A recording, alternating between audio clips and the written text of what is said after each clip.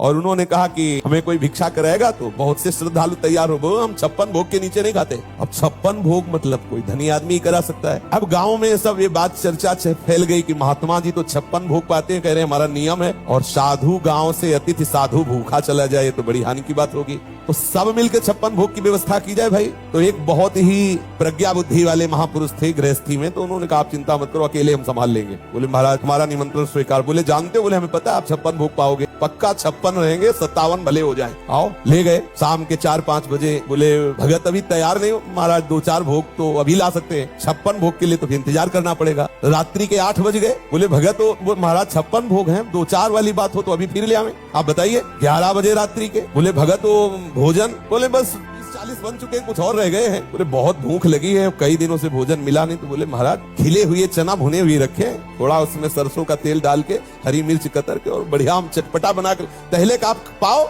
56 भोग तो तैयार हो ही रहा। बोले हाँ हाँ ठीक है चलेगा। लाए और जो ही पाना शुरू किया तो बस हाथ उठा के गांव वालों से कहा महात्मा 56 भोग की निष्ठा वाला नहीं है, सूखे चना चबा रहा है, सूखे चना चबा रहा है। अब महात्मा जी के होश उड़ गए, एक और भोग नहीं बने। हम केवल देखना चाहते थे कि क्या वास्तविक निष्ठा है कि 56 भोग किसी आप अपने मुख में नहीं रखेंगे, आपने सूखे चना चबा लिए। बस ध्यान देना, मुझे भगवान चाहिए तो मोहिनी रूप रख के आएंगे मुस्कुराते हुए, और अगर आप उस मुस्कुराहट में फिसल गए तो चना में फिसल गए।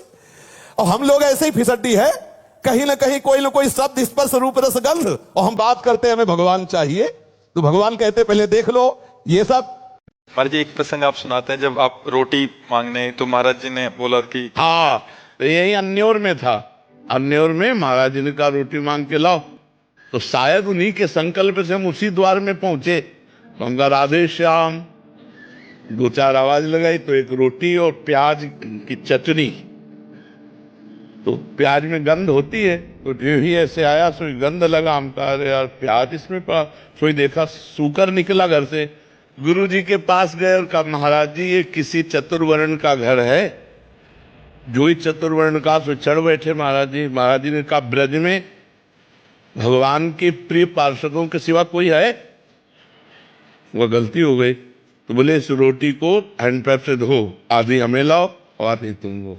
गुरु कृपा। हम ये बिल्कुल पक्की बात कहते हैं कि अगर जगत में कोई माया पर विजय प्राप्त कर सकता है या कोई महान बनेगा, उसके मूल में उसके गुरु की कृपा होगी, अन्यथा। किसी ने दिखाया कि 7.5 शनिचर है इसलिए लोहे का छल्ला पहने, तो बोले आपकी क्या राय है इस विषय में, बहुत अपने जनों में। हमने कहा भैया ये घोड़े की नाल का लोहे का छल्ला शनिचर से नहीं बचा सकता। बोले नहीं बड़ी इसकी आनी है। हम कहा बड़ी आनी है कृष्ण नाम की, राधा नाम की। और एकदम आवेश आया। हम कहा विश्व का कोई भी कहीं भी कितना भी बड़ा देवता हो, अगर भगवान नाम जापक है तो उसे ये घोड़े वोड़े की नाल पहनने की जरूरत नहीं है। और हम कहते हैं कि आप जाओ और शनि की आराधना करो और उसका फल मांगो कि प्रेमानंद के बाल को उखाड़ दीजिए। सत्य विषय कह रहे हैं, ये कोई गर्व से नहीं कह रहे, ये हम लाडली के बल से कह रहे हैं। गोस्वामी जी कह रहे शुक्र शनिचर राहु केतु सब वही क्षण में तेरे चेरो, जानकी नाथ सहाय करे तो कौन बिगाड़ सके नर मेरो। महाप्रभु हरिवंश चंद्र जी कह रहे जो पे कृष्ण चरण मन अर्पित तो करी है का नवग्रह रंक। बेचारे हाथ में घोड़े की नाल पहनकर कैसे पानी पियोगे, कैसे भोजन पाओगे, कितना अपवित्र बुद्धि तो पहले हो गई। अब 7.5 चढ़ा, पहले थोड़ी चढ़ा। अरे कृष्ण कृष्ण बोलो, राधा राधा बोलो। आप इस बात को हृदय में बैठा लीजिए, प्रवचन नहीं, ये हृदय बोल रहा है कि भगवान नाम जापक को किसी की सामर्थ्य नहीं। आप लोग को ये महाराज जी के वीडियो पसंद आए होंगे, कमेंट लाइक सब्सक्राइब करके जरूर जाएं और अपने छोटे भाई को प्यार दिखाएं और कमेंट लाइक सब्सक्राइब जरूर करें। जय हो, जय वंदे मातरम, जय हिंद।